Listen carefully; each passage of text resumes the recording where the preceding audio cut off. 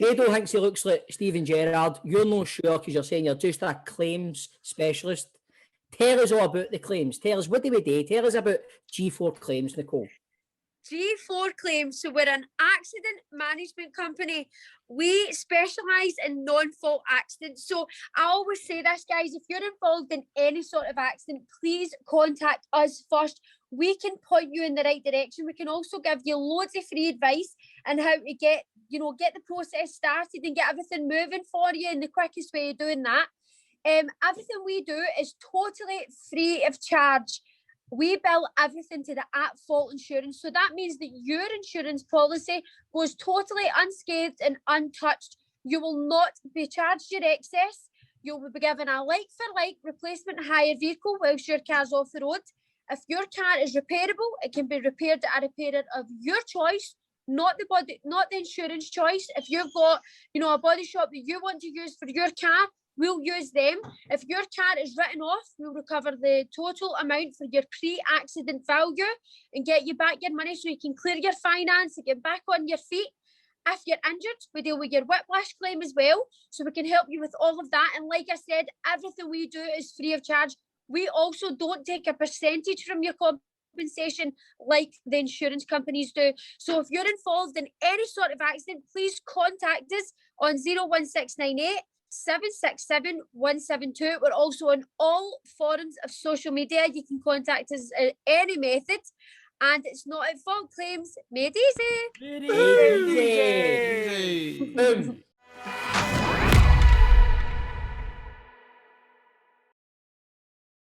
Now, ladies and gentlemen, let's welcome a man more legendary around the Highlands than Rob Roy McGregor. He played for Caledonian, he played for Inverness Thistle, and when the two clubs merged into a superpower, he spent 10 years at Inverness Caledonian Thistle. It's the one and only Mr. Charlie Christie. Charlie, welcome to the show, but I have to say to you, you are responsible for one of the worst nights in my football supporting career. Honestly, I relive that every 2 weeks or so, waking up in a cold sweat. But Charlie, it's a pleasure to have you on the show. I'm sure the guys agree. Yeah, definitely. 100%, Charlie. Thanks for joining us, mate. I actually want to know about that night right away, couldn't we? Can we talk about that right away? Will we talk about it right away? Get it out of the way so I don't need to fucking keep thinking about it. The night Inverness Cali went ballistic. It was a great night. Everybody remembers the newspaper article, didn't they? What is it? Super Cali go ballistic. Super Cali go ballistic. Celtic are atrocious.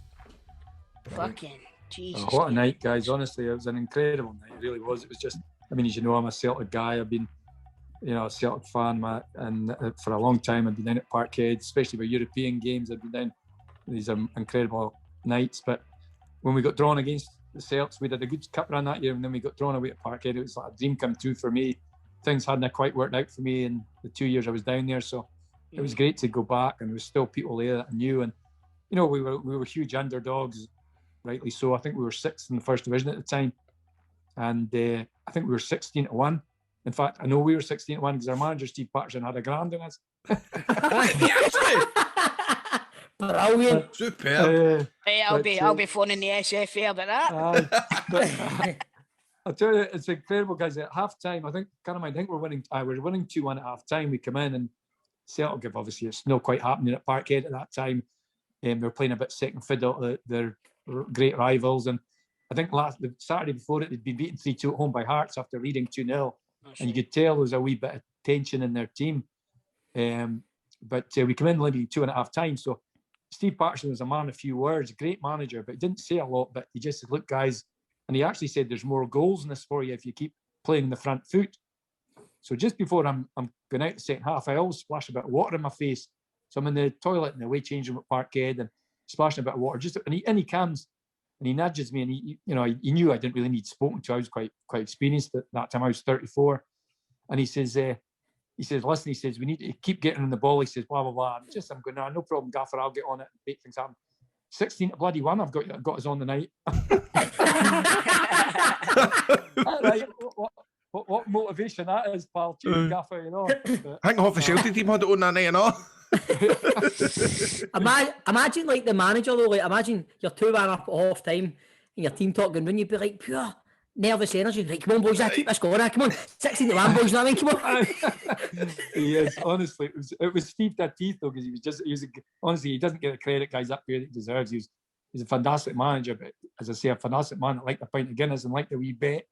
But it was just a great night. It's a fantastic night, and the big thing for me, actually, guys, going back is it actually was a big turning point in Celtic, because the fans after that said no more. They turned around and said, look, we're playing second fiddle to Rangers at the time. This is not good enough. Politically, there was a lot of unrest behind the scenes. And I think it was not long after that Fergus McCann came in and things just went from Fergus took off, Fergus was in long before that. This was a build up to Martin O'Neill coming in. Sorry, so it was. Sorry, I'm thinking more of that. You're right. John Barnes, it was. John Barnes. Was that his last game?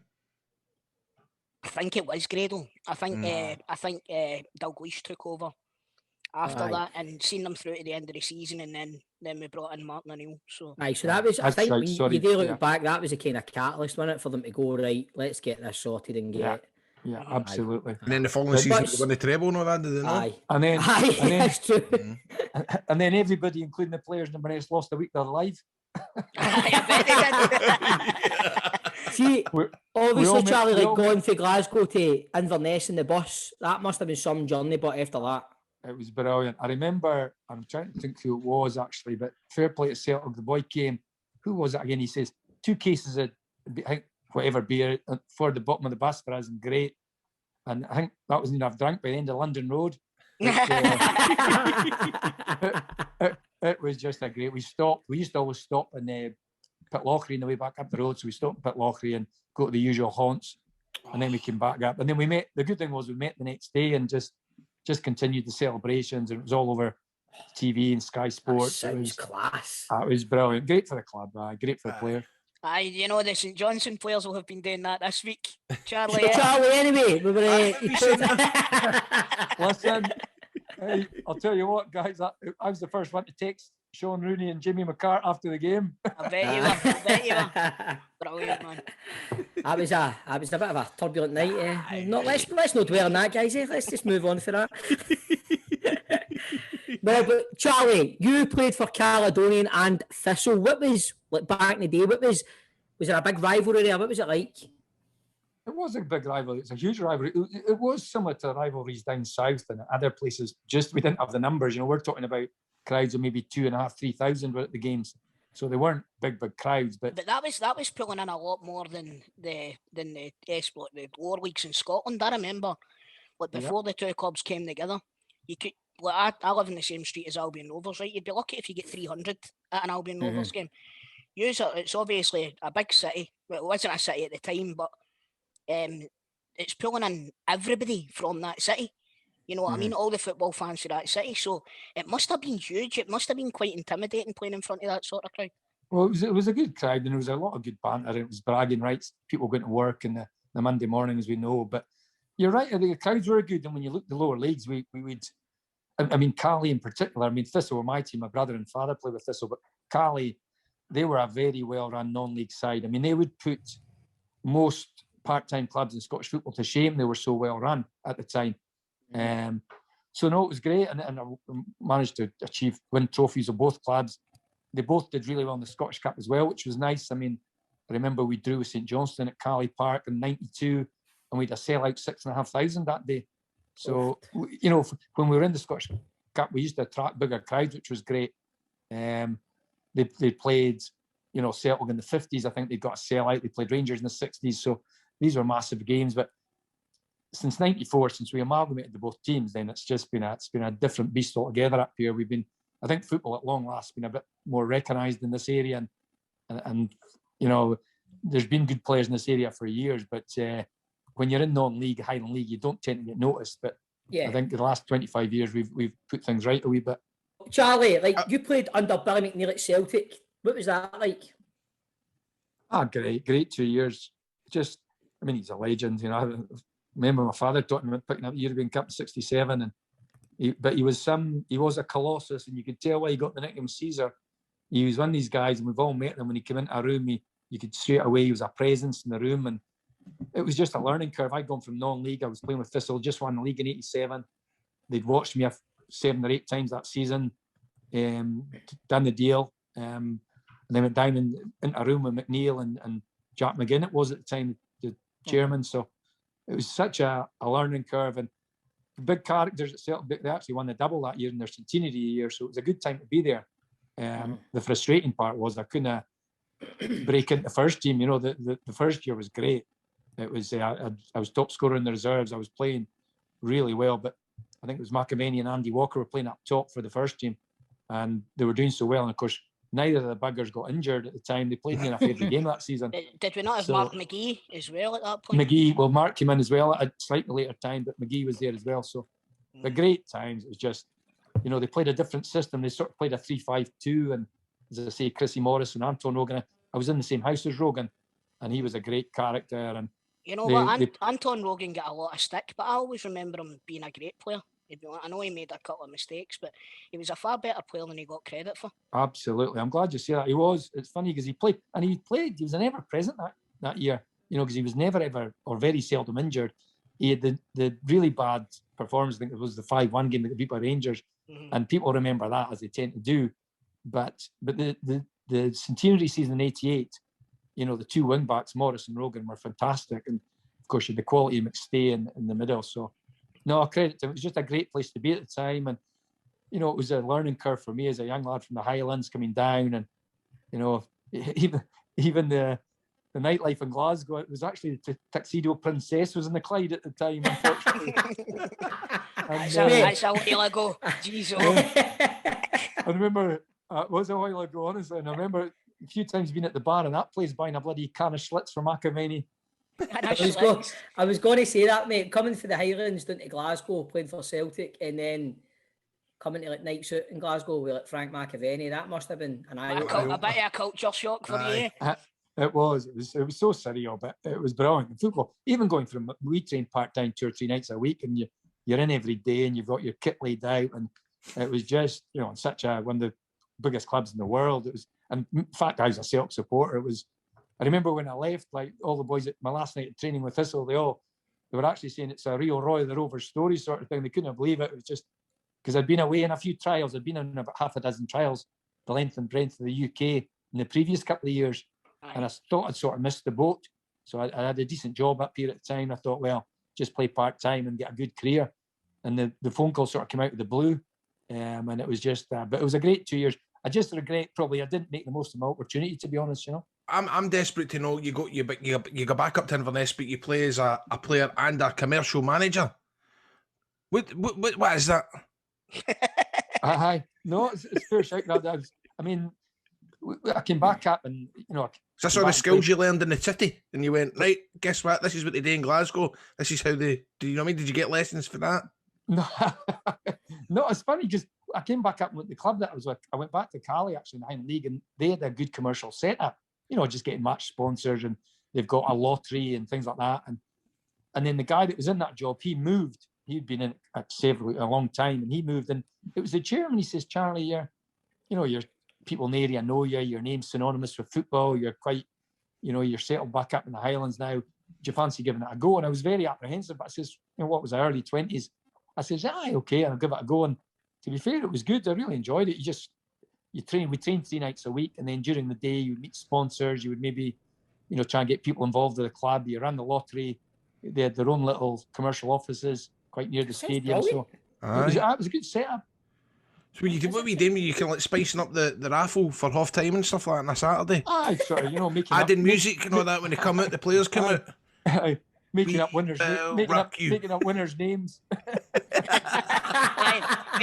winners' names and pocketing the change. Good for you, Charlie. What a gig. My man.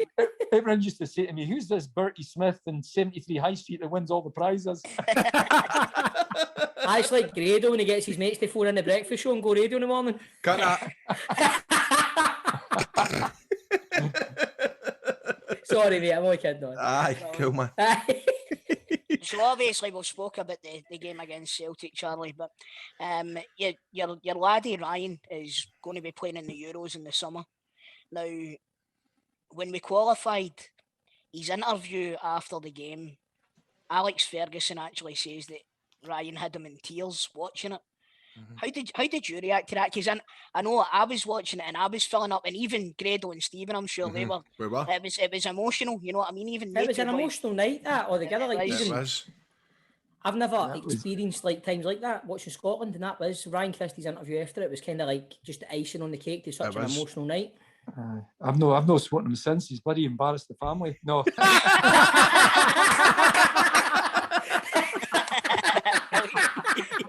I know you weren't greeting after you put Celtic out the cup. What's you all about it?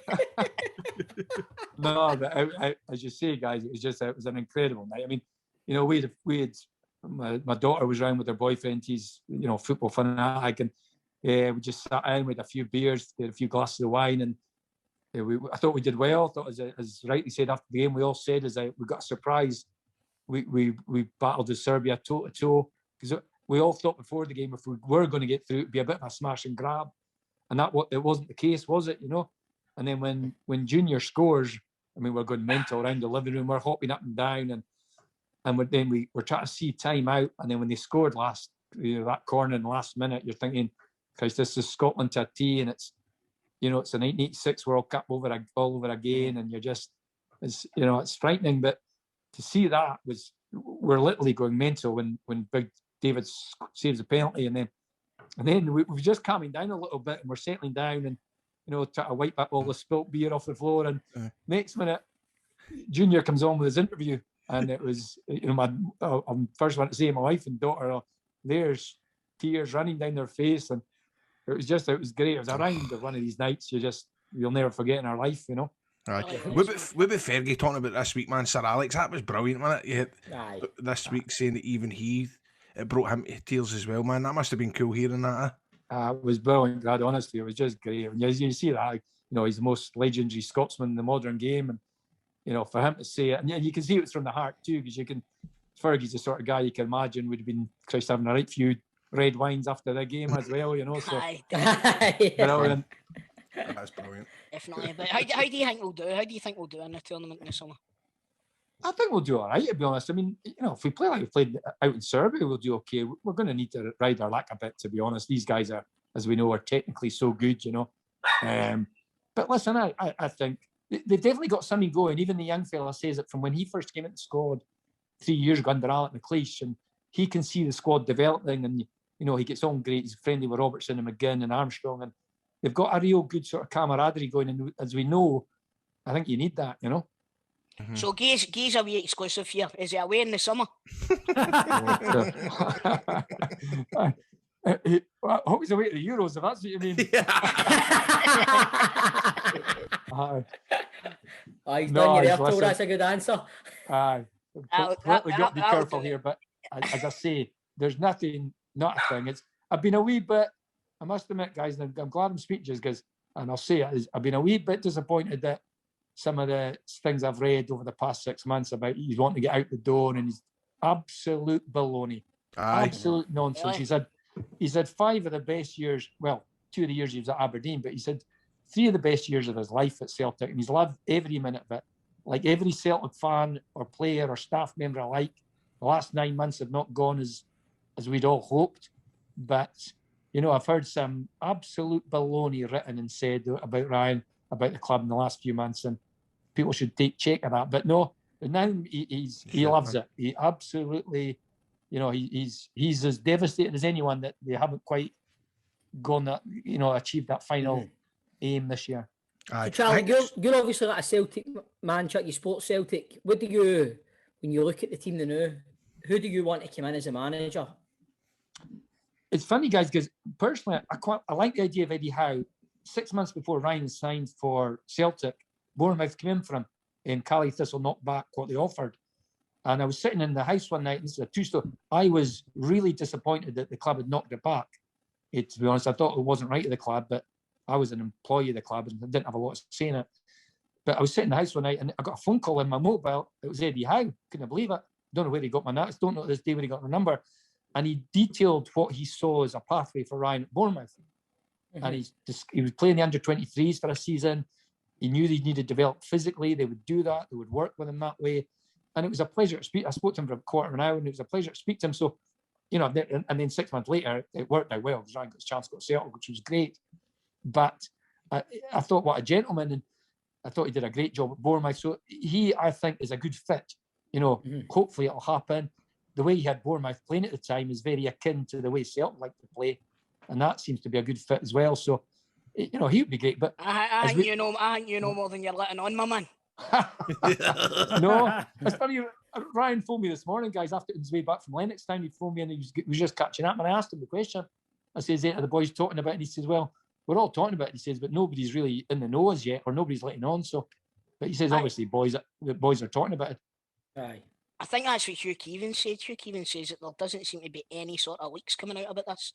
And this is the first time in a long time that Celtic have been able to keep their gas at a peep when it comes to stuff like this. So, it's quite an exciting time now. Fingers crossed we get the right man in. Yeah, absolutely. Aye, we'll see, guys. Never mind me too, Charlie. Don't worry. He's ending up with Kennedy. He's got Kennedy. He's not going to get money. Charlie, you have just put a big sponsor on the top of your stand, you bastard. Hey. I bet you half the Rangers fans don't even know this tone. You know that.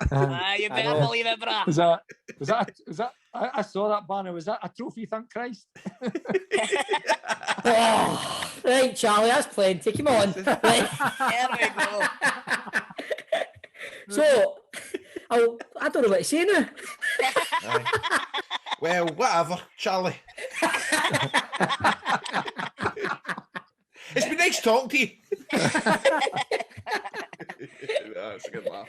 But talking of the next Celtic manager and stuff, how did you find your time in management, Charlie? I enjoyed parts of it, guys, but by Christ, what a stressful job. I take my hat off to see these guys that do it for 20, 25 years. They're obviously a different beast than me. I used to get home, guys, on a Saturday night, and I light a glass of red wine, and we did well. The 2 years I was there, we were in the Premier League, and I think we finished 7th and 8th. Never had fear of relegation. Got in the quarterfinal a couple of times. It was good, and won at Ibrox for the first time, gents. I better throw that in. Yes. But no, it's just I used to get home, and you get home maybe 5:30, 5:45, 6 o'clock Saturday evening, and all I could think about was who we were playing the next week. My whole focus, it takes over your whole life, or it did with me. You're just thinking, who have we got next week? All right, we've got Aberdeen away. You've got to start thinking about that. And I think you've got to be a certain beast to be a manager. And you see the guys that do it at the top level for so long, you think, maybe I don't know, I just took things. The fact it was my hometown club as well, I think I took things so serious. And I used to get really frustrated when things weren't going well, and probably didn't quite get away from it enough, to be honest, So, but great times as well. I loved the interaction with the players and the 2 years, and as I say, it went well at the time. I think look at the club now, we just look like finishing 5th in the Scottish Championship. I don't think we realised then how good we had it. 100%.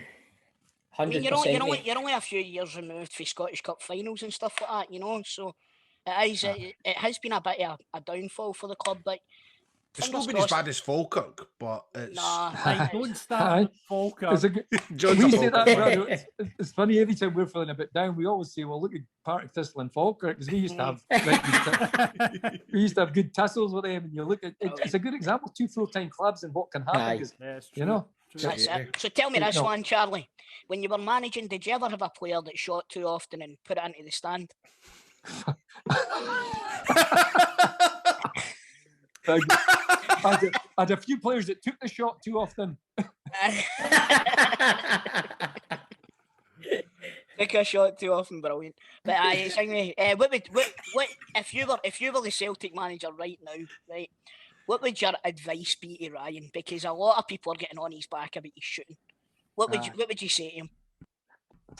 What I would say to them, what I would say to the manager first and foremost is play him in his best position. Right, fair enough. For a boy that played number 10 last year and scored 22 goals, I wouldn't have been so tempted to move him so often. That's undoubtedly, and that seems to be some so-called experts forget that too. It's one of the things I think, looking from as a Celtic fan, that's I'm qualified coaching wise to the hilt. And I think the change of system for Celtic over the past 18 months has been really strange, you know. And at times I think they've looked really uncomfortable structure wise, and I would include Ryan at times in that. You know, they've gone to 3-5-2. I mean, you look at the team when Brendan Rodgers was manager. You look at the formation; it was basically a 4-2-3-1 or a 4-1-4-1, and they basically romped home with everything. So I think, but my advice for Ryan would be just, you know, he's obviously not as confident as he was 12 months ago. But listen, he got them back a couple of weeks ago. Did he know? I know what Ryan, you know, what it means to Ryan at Celtic, and I also, from it being in the know what it means to some others at the club that earn substantially more. And Ryan cares an awful lot more about the goings on than an awful lot more. He's disappointed he's not been able to contribute more, but people also forget, and it gets him back a wee bit. October, November, Lenny was still the manager. And Ryan was absolutely flying. People forget the goal against Aberdeen in the Scottish Cup semi when Aberdeen had started the game better. He was nominated for goal of the season. Both of their goals have been nominated for goal of the season. But no, he's got to just get. You can tell he's frustrated, and at times actually I feel it's funny. It's the total opposite of some of the nonsense that's been said. Because I say to him before the game, I say, don't be trying too hard. You can see he's getting a bit frustrated, and he's trying things that he wouldn't have 12 months ago. And I mean, I've seen that in loads of other players, you know. I think you're right in what you're saying about a lot of the players not bothering their arse, to be honest with you, and it's screaming out for the club, to be honest with you. It's screaming out for the team, and I think big changes need to come in the summer. I think we'd all agree, Grado, that, or all lads in the call, we'd all agree that the recruitment at Celtic has been, you know, it's been often said over the past 6 months, but the recruitment, and that's the hardest part of football, the recruitment at Celtic over the past 18 months has been simply horrendous. It's just not been good enough. You know, I think you're talking 22, 23 million pounds, you know, and that's got a huge knock-on effect at football club, you know. Definitely. I mean, you look at losing Fraser Forster, and then you're bringing in Barkas. He's not hitting the ground running. You're bringing in Hazard, and then Scott Bain, and then you've got Shane Duffy coming in. Julian's injured. You've got Laxalt coming in. But Bob, see if this is Rangers, Bob, right? And you've got a situation with somebody like Ryan Christie. You're wanting somebody like Ryan Christie, a young Scottish boy, to be there who knows what it's like to play for the team. For the new manager coming in, you're wanting him signed, sealed, delivered for the next couple of seasons. If, like you're saying, like Charlie's mentioned, Eddie Howe is a fan of Ryan Christie. Aye. You know what I mean? So if you're going to build a team around two players, it looks as though, with what Charlie's saying, it could be maybe Ryan and David Turnbull or something like that, you know. And I can see they two being the midfield of Celtic. If after what Charlie's told me, obviously, I'll hold my hands up. I thought Ryan was wanting away. I thought he was one of the ones that were wanting away, you know. But if he's committed to the club and they play him in the right position and he can get his shooting boots back on, then there's no reason why he can't go on and become the player that we know that he was the last couple of seasons. So, you know, it's... Get him tilt, Charlie. You know, as I said all along, Ryan's taking it, guys, has been, and I'll touch on this very briefly, but his taking it's been that he wanted to keep his options open, and he's been totally honest with the club, you know, from day one, that he said he wants to keep his options open, get to the end of this season, and see what evolves then, and nothing's changed from that. And I think, to be honest, I think that's as fair as you know. He's tried to be really fair. Again, it's absolutely not been a financial thing at all, as some so-called pundits think it is. So, yeah, but I agree with you say. I think that, you know, I like David Turnbull. He's a good football player. I remember when David got his injury, I actually made it my business to get David's mobile number, and I give him a wee text just to say there's better times round the corner when he was doing his rehab, and it's great to see him hitting the ground running now. And the big thing for me, again, at Celtic, I think people don't realise Forrest has been a big miss because they've played very narrow. I think you even saw that in the recent Old Firm games. They've really struggled for a bit of natural width in the team throughout the season. Yeah. You know, again, that goes back to maybe recruitment for Celtic to go into an Old Firm match without one winger, one wide player in the right team. To me, is absolute poppycock. You know. I was as a Rangers fan, I was quite happy about that because the week before we struggled against when we played Hibs. Martin Boyle caused Barisic all sorts of problems. So I heard Forrest had a good impact in the Livingston game. He was back. They played. The thing is, though, we were playing him on the left when he came back. We were playing him on the left, so it would have been. I'm sure if Celtic had watched Rangers the week before, they'd have seen I don't think Celtic watch anybody that they play against these days, to be honest with you. But Charlie, you are currently youth development officer at Inverness Carry. How's that? Is that working out all right? It's all right. It's okay. It's been a good season this year. I mean, with the COVID, football's been a bloody nightmare for everybody. But for us, it's actually, we've had 3 of the academy boys playing regular.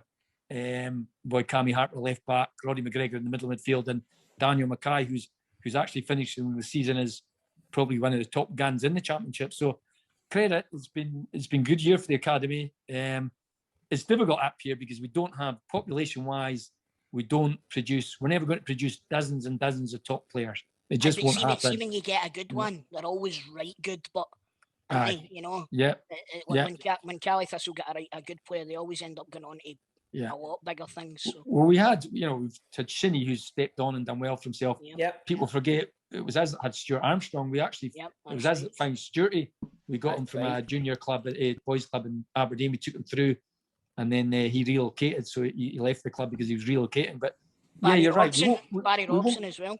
Barry, we won't get them in big numbers, but we can produce good players. And the 3 boys I've mentioned, have a real chance to kick on. And what about Inverness itself as a wee town? Because that's is it not the fastest growing town in Europe? It's not a town, Grado, it's a city, my man. Is it not the fastest growing city? I beg your pardon, I'm talking poppycock. Is it? Because there's no. Because the last time I was up there was brand new hotels, new strip joint in town. There was, and it seems as if it's as the years go on, it's becoming a better place to live, isn't it? It is, Grado. You're right. You're spot on. It's honestly the housing developments that are going on here is bloody frightening. You wonder who's buying them, to be honest. But it's just growing year in, year out. It is the biggest developing city in Europe now, which I find quite unbelievable. But and believe it or not, you'll love this, guys. COVID is actually, I've got a couple of pals in here working the estate agent sort of field, and they're saying they've never been as busy because there's a lot of people wanting to relocate here. Wow, never thought about that. Which I thought because of the COVID thing, because we were actually one of the safest places in the bloody UK. Really?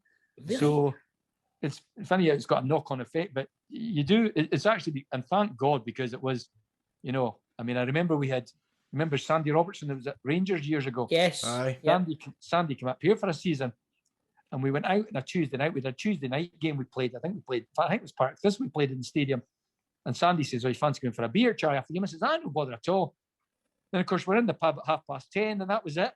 And he says, "Right, where are we going now?" And I looked at him and says, "You're not going anywhere in Inverness." I just want to know, how's Neil McCann getting on? Mm-hmm. He's done well. He's done great, Steve. Honestly, he's done really well. He's come in. It's that horrible thing with John. John's wasn't feeling the best, and it was a double whammy, guys, because obviously our assistant manager Scott Kelleher, who's a great guy, he's got long COVID, so he's no. So we've had the double. Both management team were written off. So Neil's come in, and it was difficult. Immediately, fair play to him, he tried to change a wee bit the way we played over the first couple of games, and it didn't really work out for him. So I think really he went back to playing it a bit more safe, and he's got the best out of the players. Bit disappointing we've just missed out in the playoffs, to be honest, because I know that was obviously everyone's goal. But no, he's been a good impression. He's been thorough. He's changed one or two things. I've had good chats with myself. I knew I actually played against him years ago, but I didn't know him very well. But it's been good to catch up with him, and his ideas in the game are good. He's what I like too. He's a fire. He's got a bit of fire in his belly too, as he showed last Saturday, I believe, at Tynecastle. So no, he's had a good impression at the club. Good. Do you see maybe, obviously, situation pending on whatever happens with John and stuff? Could you see maybe a long-term thing there for Neil McCann if there was a chance of that? I don't know. It's quite topical, Steve. It's been talking about, we're talking about Celtic, wondering what's happening there. We're very much in limbo at the moment here. The thinking is Robbo will be fine to come back for pre-season, and we all wish him the best. Good luck to him, man. Yeah, a lot of fans have been very, very taken and maybe looking if John didn't come back or didn't want to come back, that certainly would Neil consider the job amongst there's a few others names in the ring as well, but we'll see what evolves. Well, Charlie, what does the future hold for you? For me, well, I don't know. I mean, I'm desperate for Inverness to be back in the top league, because it's not the same. See, being out of the Premier League in Scottish football, it's just, you are forgotten about a lot. We need to get back playing, get the visits to Celtic Park and Ibrox. It's just, for a club our size, it was phenomenal. And for the fans, we don't have a big fan base, but it was great for them. So, we need to get back up there. I quite like my job. I'm the head of the academy up here. Again, we've got good young players, not a huge abundance of them, but it would be nice over the next 2 or 3 years to see them. And then obviously it depends where Ryan career, how it evolves. That's a big part of our life. We love having our weekends and watching him play football. It's such a. So do you think you'll be having your weekends down in London, maybe? Tom, he's not going to tell you. Aye. I was sitting here at 7:30 tonight. So Charlie, you'll be in Manchester next year. What about Burnley? Do you like Burnley, Charlie? I was fancying an Estrella in Barcelona, but I don't think that's going to happen. Beautiful. But Charlie, it's been absolutely magnificent talking to you, and thanks for giving us your time, mate. But every week on Football Daft, we put our guests' football knowledge to the test with our 90-second quiz. You up for it? Absolutely. On the leaderboard, people you need to beat here, Charlie, we've got David Martindale as top of the leaderboard with 16. In joint second is John Sutton and Chip Young in 15. Mark Wilson and Keith Lasley are in third with 14. Other selected scores include Owen Coyle on 12, Johnny Watson on 9, Yogi Hughes is on 6, Barry Eastenders was on the show, he's on 4, and at the bottom it's a tie between Peter Lovenkrands, Derek Johnston, Craig Levine and Mixu Patarainen, who are all on 3. Is there anybody there you want to beat? Got to beat Yogi, innit? Christ, if I don't beat Yogi, I'm packing in. Brilliant. Well, does one of you two fine gentlemen want to ask the questions? Fredo, you want to do the... Yes, I'll do it. Now, Charlie, remember, you can't pass. You must give an answer. Okay. All right. Now, it doesn't need to be the correct answer, Charlie. It can be... Well, it would help. It can be poppycock if it is. I'm getting the back of my tap. Poppycock one. You get like, too far. Too like mine. Right, enough. Right, here we go. John. Yes. Are you ready? Yes. Which champion side was Celtic's Stephen Welsh on loan with last season?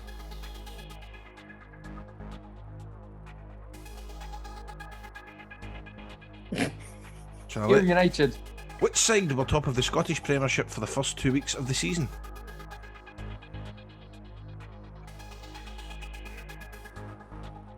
Remember, you've only got 90 seconds, Charlie. Oh, sorry. Okay. How many sides are in the SPFL's 4 leagues? 42. In what season did you win the first division with Cali?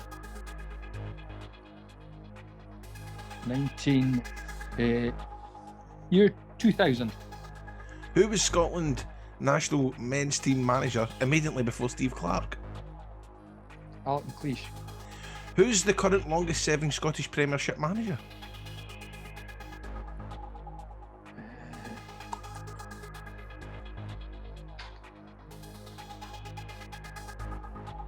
Gerrard. Who scored St Johnson's goal against Rangers in the Scottish Cup? Well, Chris Kane, really, but the goalkeeper. Which is the only SPFL team to begin with the letter I?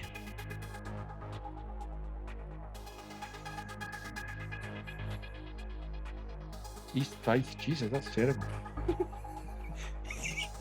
Who was Aberdeen? Time. Inverness, Caledonian Thistle, is it? I